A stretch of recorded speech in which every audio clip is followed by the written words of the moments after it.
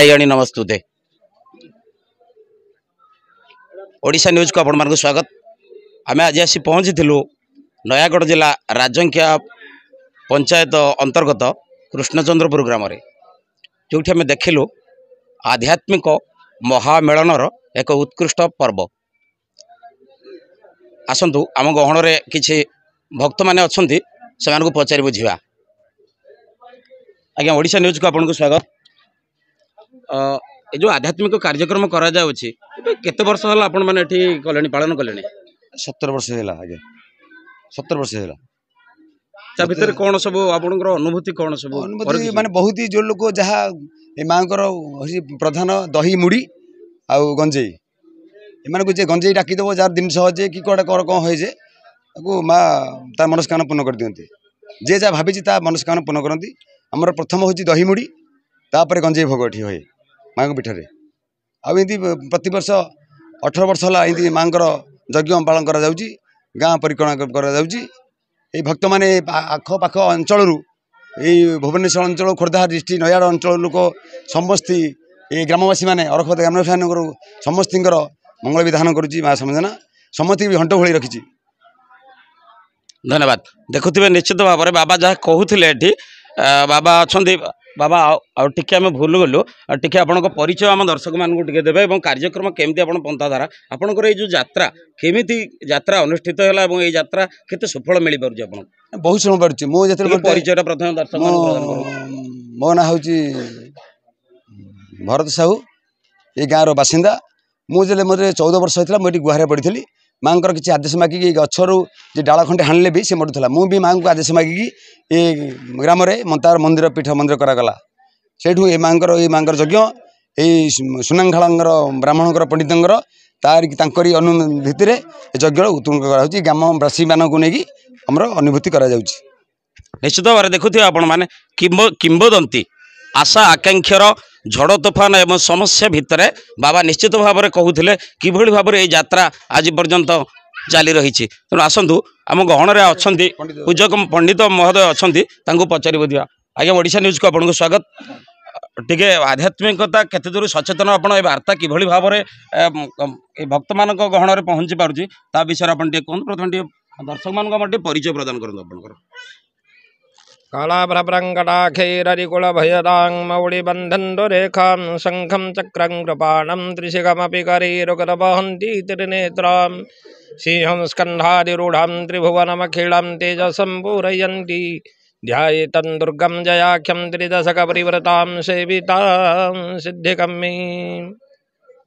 प्रथमे मांकर पीठ को जंकिया यज्ञरू आसिली ठाकुरंकर को दर्शन करने को। ठाकुर से गछ मूल अच्छा। मु भरत को कहली मुझे टे यज्ञ ठाकुर माँ पीठे यज्ञ टे करूँ। से कहले नाई मंदिर हेले निर्माण हेले ठाकुरंकर वार्षिकोत्सव करवा। ठाकुरंकर हेतु बाबा गुहारिया पड़े ठाकुरंकर आस्थान विजय करागला मंदिर तैयारी है। 17-18 वर्ष है माँ ये वार्षिकोत्सव ग्रामवासी अपार करुणार सहयोग माँ वार्षिकोत्सव पालित हो बहु आडम्बर पालित करा जाउची।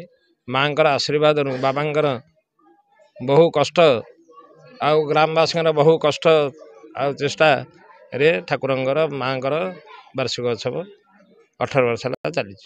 धन्यवाद धन्यवाद। जहाँ पंडित महोदय कहते निश्चित भाव में 17तम वार्षिक विश्व कल्याण घृत महाचंडी चंडी यज्ञ जो आम पहुँचू कृष्णचंद्रपुर ग्राम नयागढ़ जिलार राजंकिया पंचायत अंतर्गत जो विराजमान करिसेंती माँ सामजेना आराध्य देवी इष्ट देवी महाकल्याणकारी एवं बरसार आशीर्वादर धारा ढाली दियंती माँ सामजेना जो दूर दूरांतर भक्त मानकर गहली छुटी थाए माँ मंदिर अभिमुखे। निश्चित भाव में तो आपको निश्चित भाव दखेबू। आसतु आउ जड़े भक्त आम भर अच्छा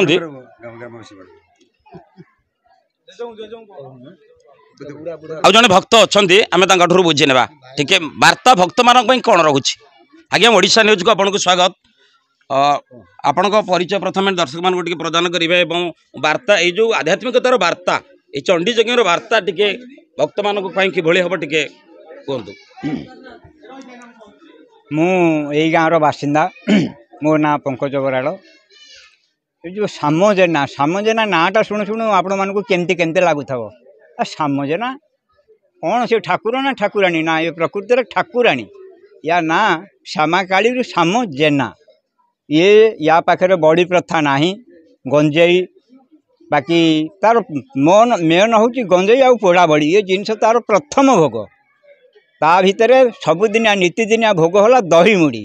ଏଇତକ ରଖିକିରି ମା ପାଖରେ ଯିଏ ଯେତେ ମାନସିକ କରିଛି ତାର ସବୁ ଆଜି ସୁଫଳ ହେଇଛି।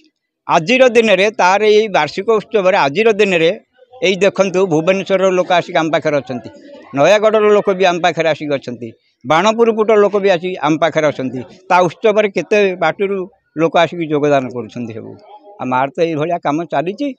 ଆଉ କ'ଣ ଆଉ କହିବେ? ଏ ଆଧ୍ୟାତ୍ମିକତା ପାଇଁ ବାର୍ତ୍ତା ଆପଣଙ୍କର କିଭଳି ରହିବ? ସମାଜକୁ ସମାନ ବାର୍ତ୍ତା ଦେବେ ଆପଣ? ସମାଜକୁ ଶୁଣ, ସମାଜର ସବୁ ଲୋକଙ୍କୁ ତ ଆଜିକାଲି ଏ ବାଟକୁ ଆଣି ହେବନି। ସମାଜରେ ଯେଉଁ ଲୋକ ଆକୁ ପ୍ରକୃତରେ ହୃଦୟଙ୍ଗମ କରିପାରିବ ଏ ରାସ୍ତାରେ ସେ ଚାଲିପାରିବ। ଆଜିକାଲି ଲୋକଙ୍କର ତ ବିଶ୍ୱାସ ନାହିଁ। ଯଦି କାହାର ବିଶ୍ୱାସ ଅଛି କଳି ଯୁଗରେ ଠାକୁର ଠାକୁରାଣୀ ବୋଲି କିଏ ସେ ଜାଣୁଛି, ସେ ଜାଗାକୁ ଆସିଲେ ବା ଆକୁ ଦର୍ଶନ କଲେ ସେ ଜାଣିପାରିବେ। ଧନ୍ୟବାଦ ଧନ୍ୟବାଦ। ଯାହା ଦେଖୁଥିଲେ ନିଶ୍ଚିତ ଭାବରେ ଆଉ ଜଣେ ସେବକ ଥିଲେ ମାଙ୍କର ପଙ୍କଜ ବରାଳ। ସେ ବଖାଣୁଥିଲେ ନିଶ୍ଚିତ ଭାବରେ ଅନୁଭୂତି ଏବଂ ମାଙ୍କର କିଭଳି ଭାବରେ ଭୋଗ ରାଗ ଏବଂ କାର୍ଯ୍ୟକ୍ରମର ସୁଫଳତା ମିଳିପାରୁଛି। ଯେ କହୁଥିଲେ ନିଶ୍ଚିତ ଭାବରେ ଦୂର ଦୂରାନ୍ତରରୁ ଭକ୍ତମାନେ ଛୁଟି ଆସନ୍ତି ମାଙ୍କର ଆଶୀର୍ବାଦ ଭିକ୍ଷା କରିବା ଲାଗି ଏବଂ ଯିଏ ଯେଉଁ ମାନସିକ କରିଛି ସେ ନିଶ୍ଚିତ ଭାବରେ ଏଠୁ ନେଇକି ଯାଇଛି ଏବଂ ଆଜି ମଧ୍ୟ ଆସିଛନ୍ତି 17ତମ ବାର୍ଷିକ ବିଶ୍ୱ କଲ୍ୟାଣ ଘୃତଚଣ୍ଡୀ ମହାଯଜ୍ଞରେ ଅନେକ ଆଡ଼ୁ ଅନେକ ଦୂରରୁ ଭକ୍ତମାନଙ୍କର ସୁଅ ଛୁଟିଛି ଏଠି ମାଙ୍କ ମନ୍ଦିର ଅଭିମୁଖେ। ଯାହା ନିଶ୍ଚିତ ଭାବରେ ବଖାଣୁଥିଲେ। ନିଶ୍ଚିତ ଭାବରେ ସମସ୍ତ ଓଡ଼ିଶା ନ୍ୟୁଜ୍ ମାଧ୍ୟମରେ ସମସ୍ତ ଭକ୍ତମାନଙ୍କୁ କହିବି, ସମସ୍ତ ଅଞ୍ଚଳବାସୀମାନଙ୍କୁ କହିବି ନିଶ୍ଚିତ ଭାବରେ ଆଧ୍ୟାତ୍ମିକତାରେ ମନୋନିବେଶ କରାଇ ମାଙ୍କ ମନ୍ଦିରକୁ ଆସନ୍ତୁ ଏବଂ ନେଇଯାଆନ୍ତୁ ଆଶୀର୍ବାଦର ଯେଉଁ ବାରିଧି ଧାରା, ଆଶୀର୍ବାଦର ବାରିଧି ଧାରା ଢାଳି ଦିଅନ୍ତି ନିଶ୍ଚିତ ଭାବରେ ମା ସାମଜେନା, ଯାହାକି ମା ଶ୍ୟାମକାଳୀରୁ କିମ୍ବଦନ୍ତୀରେ ଅଛି ଶ୍ୟାମାକାଳୀ। ତେଣୁ ତା ପର ମୁହୂର୍ତ୍ତରେ ମା ହୋଇଯାଇଛନ୍ତି ମା ସାମଜେନା ଅଞ୍ଚଳବାସୀଙ୍କ ତରଫରୁ। ଧନ୍ୟବାଦ। ନିଶ୍ଚିତ ଭାବରେ ଆମେ ନୟାଗଡ଼ ଜିଲ୍ଲା ରାଜଙ୍କ୍ୟ ପଞ୍ଚାୟତରୁ ପ୍ରସନ୍ନ କୁମାର, ଓଡ଼ିଶା ନ୍ୟୁଜ୍।